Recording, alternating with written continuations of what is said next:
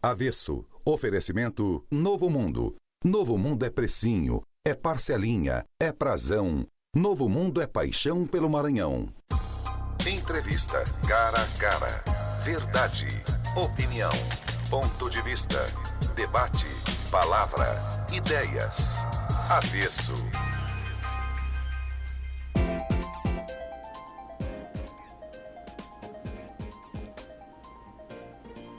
Boa noite, senhora. Boa noite, senhor. Terça-feira, TV Guará, Avesso. Hoje nós vamos conversar com, no bom sentido, um sonhador. Um homem que tenta fazer política no nível que a política deveria ser feita. Uma associação, um grupo de pessoas, um movimento, que faz política sem pensar em voto, da sua maneira mais autêntica e brilhante. Eu converso hoje com Ted Lago, conselheiro do movimento Nossa São Luís. Boa noite, conselheiro. Boa noite a todos. É um prazer estar aqui. Obrigado pelo convite. Doutor Ted, me diga uma coisa. O movimento Nossa São Luís tem pouca visibilidade. Sejamos honestos. Tem pouca visibilidade. Eu gostaria que, para começar a nossa conversa, o senhor dissesse ao telespectador o que é Nossa São Luís.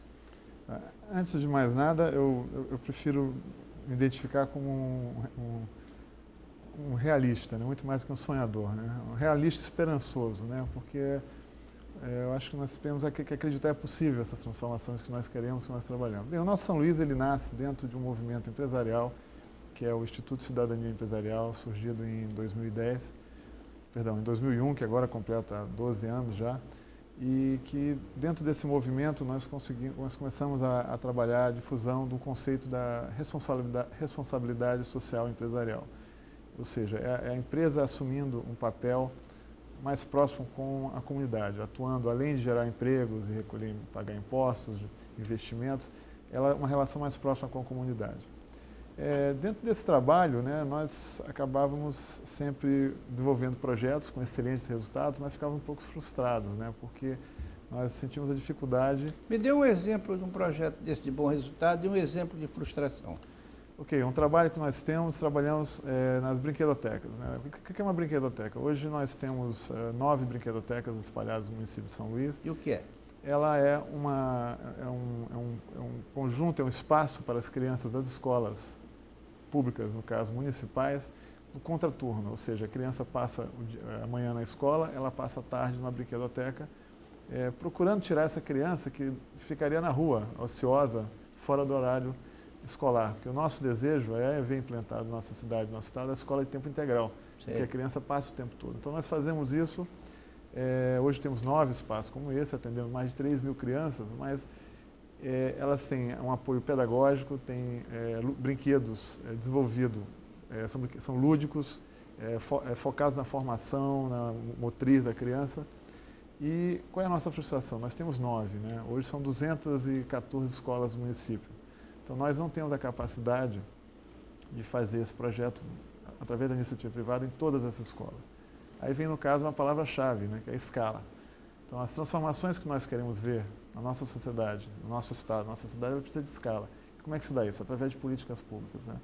Então, daí surge o movimento Nossa São Luís e também o Observatório Social de São Luís, através de uma experiência que nós fomos conhecer na Colômbia, no ano de 2006, 2007, mais ou menos, em que a sociedade civil se organizou em parceria com os meios de comunicação, que tem um trabalho fundamental, até para essa visibilidade que o senhor me cobra, né, com muita razão, que nós, antes de desafiar um problema, nós precisamos conhecê-los, né? Então, qual o nosso objetivo com Nossa São Luís? Primeiro, fazer um diagnóstico da cidade, entender quais são os principais problemas de forma técnica, de uma forma apartidária, sem paixões, mas entender quais são os problemas que afetam a qualidade de vida do cidadão de São Luís. O senhor acha que se houvesse uma administração eficiente no nosso estado, isso seria necessário? Olha, esse é uma excelente pergunta e, na verdade, o ideal é que esse fosse deveria fazer parte da gestão pública, né? Isso faz parte da gestão privada, né? Você trabalhar com indicadores, com metas de resultados, né? Nós trabalhamos com isso. A sobrevivência das empresas depende de você trabalhar com planejamento, Claro. Metas e resultados. Infelizmente, nós temos a percepção que não temos isso ainda na gestão pública. Não é só de São Luís, mas esse é um problema de toda... a gente vê pelas outras cidades brasileiras que fazem parte da nossa rede, né? Nós vemos muitos projetos, né? Um projeto aqui, um projeto ali, mas ele não faz parte de um sistema em busca de um resultado. Então, uma resposta final, que não existe. Exatamente. Não, tudo está ligado. Uma cidade, por exemplo, é um sistema vivo, é um sistema complexo, né? Então, você nunca vai resolver o problema da saúde se você não resolver o problema do saneamento básico. Você não vai resolver o problema da violência se você não atuar na segurança. Então, a questão de assistência social. Então, ela tem que ser vista de forma sistêmica. E o que nós queremos mostrar através do sistema de indicadores, que é um trabalho que nós fazemos anualmente de atualização de dados sobre a cidade, é despertar no gestor público a necessidade dessa visão de resultados, de indicadores, de metas. E também no cidadão, que ele entenda que parte desses problemas, falando a verdade, a grande maioria deles, nós somos responsáveis, seja pelas nossas ações, pelas nossas omissões e pelas nossas escolhas. Quem é mais sensível ao problema quando o movimento Nossa São Luís coloca? Quem é mais sensível, o gestor ou o cidadão comum? Não, nós temos uma abertura com o cidadão comum, né? Nós temos feito um trabalho, por exemplo, no Centro Histórico, né? O Centro Histórico é um patrimônio que nós temos, literalmente, mas São Luís não tem a noção da dimensão dele. Não tem a noção da dimensão e quanto é importante para a sua economia, né? Para gerar empregos, para gerar o turismo, né? E nós vemos, infelizmente, a cidade se esvaziando. Vendo outras cidades pelo mundo, como Boston, como Nova York. Então, esse centro mais antigo, ele é a fonte de vida para a cidade, né? Ele tem uma identidade da cidade, a história da cidade. E o centro histórico, quando você mais usa, mais você preserva, né? Você não utilizando, ele cai em decadência, ele se desfaz. Então, nós queremos também chamar a atenção da ocupação do centro histórico com negócios, com serviços públicos. O contrário que nós estamos vendo isso. Está todo mundo migrando aqui para a Cidade Nova, para holandeses e tal. Você começa a ter problemas de locomoção, mobilidade. Então, esse trabalho que a gente faz e tenta, digamos, nós não somos especialistas nisso, sou empresário, sou administrador de empresas, mas a gente acaba conhecendo, né, essa realidade e começa a tentar buscar soluções, né? Tentaram parcerias, são tentadas, ou já foram tentadas, parceria com os gestores públicos? Esse nosso trabalho, ele primeiro, antes de mais nada, é um trabalho informativo e educativo, né? O que nós queremos mostrar... Querem educar o povo ou o governo? Não, ambos. Todos nós, né? Eu acho que nós temos um grande problema nessa questão dessa separação, né? Essa separação entre governo e sociedade, isso é uma coisa muito complexa, né? Mas primeiro o cidadão ele precisa se enxergar nos problemas da cidade, né? Ele precisa entender o cidadão brasileiro não tem muita noção de que ele é cobrador a partir do momento que ele paga impostos. Pois é. Ele não tem muita noção nem noção de que ele paga imposto. Ele compra... Ele é muito exigente, eu acho interessante. Às vezes, quando nós compramos um bem ou um serviço, boa parte desse valor que pagamos são impostos. Nós cobramos muito do fornecedor do bem e do serviço, mas a outra parte que nós pagamos, nós deixamos de lado. Isso. Nós somos uma democracia de 4 anos, né? Nós somos uma democracia que ainda está em amadurecimento, mas... aparentemente nós falamos muito do nosso voto, mas imagina uma empresa, vamos fazer um paralelo do nosso meio aqui, imagina uma empresa que você contratasse um presidente ou um diretor, desse recursos a ele à vontade e só voltasse a cada 4 anos para ver como é que estava o seu negócio. Então, tudo indica que essa empresa não ia se dar bem. Então, é fundamental o acompanhamento do cidadão, seja do seu vereador, do seu deputado. Mas não tem um congresso para fazer isso? Não tem uma assembleia para fazer isso? Não tem uma câmara municipal para fazer isso? São representantes, né? Aquelas pessoas representam quem nós somos. Exato, né? Que era para cobrar e vigiar o executivo. Eu fico muito triste quando às vezes não sabemos, nem lembramos em quem votamos há 2 ou 3 anos atrás. Né? Muito mais se cobramos. Exato. Isso é uma grande diferença. Né?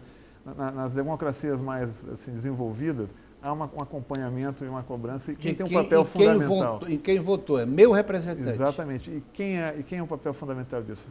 Os meios de comunicação, a imprensa sempre atuando. Então, nesse nosso trabalho, que já estamos há 3 anos nele, temos tido cada vez maior interesse da imprensa, cada vez maior dos meios de comunicação, para dar visibilidade a esses números. Né? Hoje eu posso falar com o senhor, que nos deixa triste, que no ano passado mais de 300 crianças morreram até menos de um mês de idade, por falta de assistência básica de saúde. Então, como é que nós podemos falar de um desenvolvimento de um Estado em que crianças morrem, em que o câncer de colo de útero feminino, no caso, obviamente, para mulheres, ainda mata? Uma doença que tem 90% de chance de cura no mundo todo, então, graças a um serviço de prevenção. Então, são essas coisas que nós queremos chamar, porque a percepção do cidadão é que o problema na cidade qual é? Basicamente são as praias e o trânsito. Não é isso. O trânsito, sem dúvida, a mobilidade é um problema de falta de planejamento, a falta de um serviço público de transporte de qualidade, mas também o falta, nós somos uma cultura de carros. Se você olhar pelas avenidas, quando está engarrafado, é um cidadão, uma pessoa em cada carro. Em cada carro. Então, isso nós temos parte disso. E, no caso, agora, existem problemas que estão aí, que não estão tão claros aos olhos vistos, né? Que é a questão da saúde, a questão... Você não inaugura mortalidade infantil, a diminuição da mortalidade infantil. Talvez não tenha tanto apelo ao gestor, ao político, digamos assim, porque você não consegue tirar uma foto de um sistema que diminui a mortalidade infantil. Doutor Ted, no jornal de ontem, veio uma declaração, jornal de ontem não, jornal de domingo, veio uma declaração do secretário de Saúde que dizia o seguinte: São Luís é uma ilha apodrecida. É uma declaração muito dura e muito dramática. Qual é a opinião sua como pessoa e sua como conselheiro do nosso São Luís? O senhor responde no próximo bloco.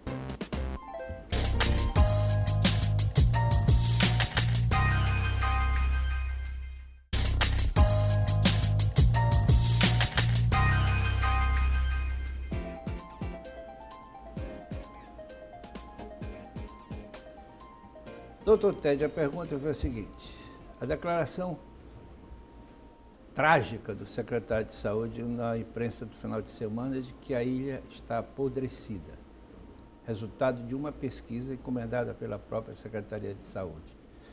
Como é que nossa São Luís e o senhor como cidadão olham isso?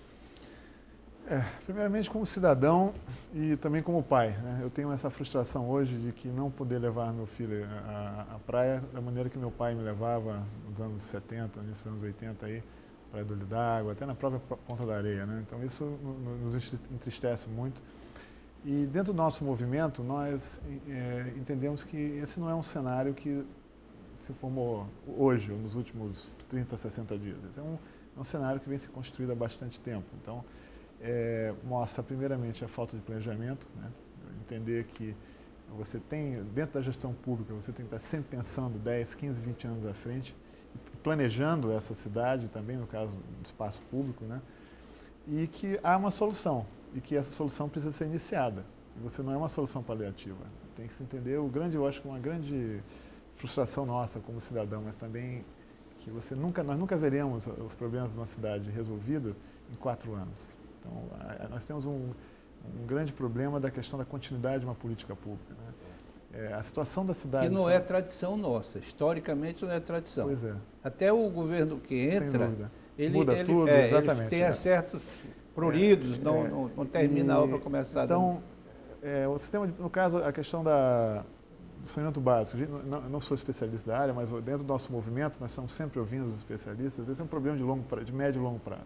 Mas teria que ser iniciado. Tem que ser iniciado, tem que se planejar que, olha, são 2 ou 3 ou 4 gestões, então talvez os próximos, alguns falam em 8, outros falam em 10 anos, a solução para esse problema. Não virá em 6 meses, não virá em 1 ano.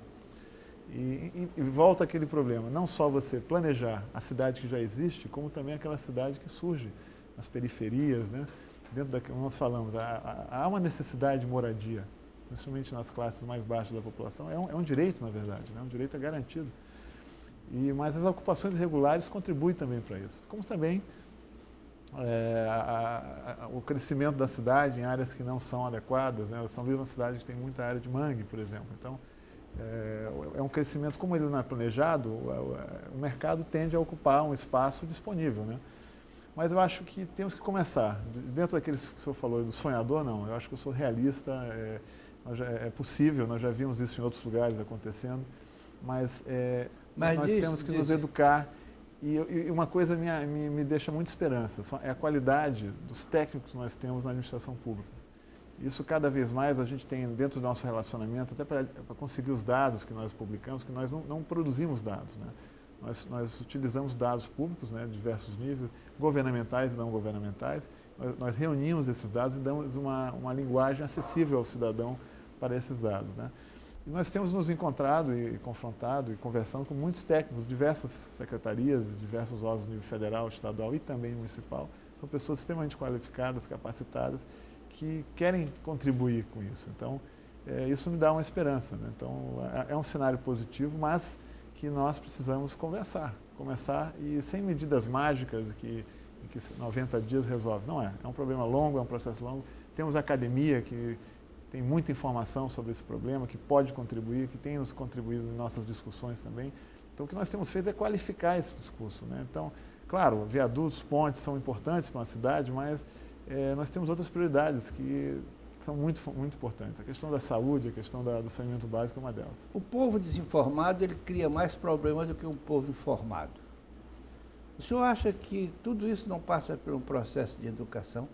Não, é fundamental. Acho que todos os problemas que nós vivemos, ele parte na falência do ensino público, né? Educação pública de qualidade, né? Nós já tivemos isso no passado, no nosso estado. Nós tínhamos hoje toda uma geração de líderes hoje no nosso estado, são pessoas que vieram, a grande maioria, de escolas públicas, né? O liceu, entre outras coisas. Infelizmente, num tempo, acho que isso deu a todo o Brasil, esse ensino público foi degradado, né? E a solução, eu acho que passa por um entendimento exatamente que esse, que nós temos que melhorar a qualidade do ensino público, porque nós precisamos não só das pessoas mais esclarecidas, mas também precisamos das pessoas que têm a capacidade de resolver esses problemas. Você não acha que essa educação não seria só um acúmulo de informação, mas seria também abrir os olhos para o que é a cidadania? É o questionamento, é a crítica, o direito, é conhecer outras realidades, o dever também, exatamente. A gente até discute, você vê muitas associações de direitos, você nunca vê associações de deveres humanos, né? Nós temos muitos deveres como na cidade que nós não cumprimos, né? Desde aquele lixo que você joga pela janela do carro, o estacionamento na faixa de pedestre, na porta da escola dos nossos filhos, são pequenos atos como esse que vão tornando a cidade cada vez mais difícil de viver. Então, esse nosso trabalho no Observatório Social de São Luís, no Movimento Não São Luís, é de despertar o que nós chamamos de cultura cidadã, a cultura do relacionamento entre pessoas, a cultura da cobrança dos seus direitos, mas também do cumprimento dos seus deveres para com a cidade, para com os outros, para com a nossa sociedade. Nossa São Luís é suprapartidário. Não, nós somos um movimento apartidário, um movimento aberto, independente, né? Somos mantidos pela iniciativa privada. Sim. Isso nos dá uma certa independência. Mas o senhor acha que é possível pressionar o gestor para determinados objetivos sem o poder político eleitoral? Não, o que nós acreditamos nesse momento é que, como eu falei anteriormente, primeiro nós precisamos informar. A nossa população não conhece a nossa cidade. Então, eu não conhecia, com certeza. O senhor vai ficar surpreso com os números que você vai conhecer. Mas essa pressão política vem da cobrança, da solução desses problemas. Quando você mostra um indicador que aponta um problema e que você mostra que existe uma solução para esse problema de curto e médio prazo, parte aí, sim, no caso, uma cobrança política daqueles que estão aí dispostos a tomar cargos eletivos. No lançamento, nós temos um programa chamado Cidades Sustentáveis, fizemos esse lançamento no final de junho. Em todos os pré-candidatos, quase todos eles, assinaram uma carta compromisso de trabalhar com indicadores no seu plano de governo. E no lançamento dos indicadores, que foi na semana passada, tivemos candidatos também que puderam ver e se surpreender com dados, porque uma coisa eu lhe confesso, a gestão pública da cidade de São Luís é um grande desafio. Então, quando eu às vezes faço uma brincadeira, a gente tem um bom relacionamento com todos eles, como eu falei, são movimentos apartidários, mas fala, vocês têm certeza que vocês querem administrar essa cidade? Porque não é fácil, você tem problemas aí realmente sistêmicos, problemas graves, mas que podem ser resolvidos, e também não vai ser resolvido só pelo poder público, vai ser resolvido entre parceria entre o poder público, iniciativa privada, o cidadão também colaborando com isso, e por isso que nesse nosso movimento nós acreditamos numa relação intersetorial. Então é muito fácil para nós ficarmos acomodados e apontando o dedo na culpa do governo, na culpa do gestor público. Mas nós temos também se não temos culpa, temos pelo menos a cumplicidade. Porque nós escolhemos o gestor, nós damos os recursos através dos nossos impostos, né? Porém não cobramos resultados. Né? Mas aí falta consciência do povo, nossa, de que esse gestor é um representante meu. Exatamente. O gestor chega sempre no poder como se ele fosse um grande general depois de uma vitória. Ele não tem a noção do mandado. Eu acho que esse é um vício que nós temos do regime autoritário que nós vivíamos, né? Você tem a questão da autoridade, né? Eu vi num debate na televisão britânica, né? Em que o gestor público ele só é eficiente quando ele teme a população, né? Quando ele tem medo no sentido, não no sentido cuidado, mas ele respeita o cidadão, ele se torna o melhor gestor público, né? Então, quando nós temos a questão da autoridade, a autoridade somos nós, o público somos nós. Nós somos o recurso público, o recurso da sociedade. O gestor público, ele é nosso funcionário, ele é um gestor público, ele é um funcionário público, ele tem deveres para com a sociedade, para com nós, eleitores. E nós perdemos essa relação. Hoje ela se inverteu. Exato. Exemplo, como nós estávamos conversando antes aqui do início do programa, a questão das câmaras, né? Das câmaras dos vereadores, da Câmara dos Deputados, né? Eles são nossos representantes na cobrança técnica, na cobrança, além de fazer, obviamente, leis e projetos, mas também na cobrança do Executivo. E hoje nós vemos aí uma relação quase de submissão, né, de um poder para outro, que não pode acontecer. Então, enfraquece a sociedade, enfraquece a nossa democracia, e nesse trabalho que nós estamos realizando é exatamente isso, educar o cidadão e também, o mais importante, é despertar novas lideranças, né? Existem pessoas, nós temos os nossos projetos sociais aí, bairros como Coroadinho, Liberdade, Anjo da Guarda, nós nos deparamos com jovens brilhantes, né? Jovens que, assim que tiveram a oportunidade de participar de um debate como esse que nós estamos fazendo aí sobre a cidade, eles começam a ter ideias e organizar grupos de trabalho. E esses são jovens, são pessoas como essa,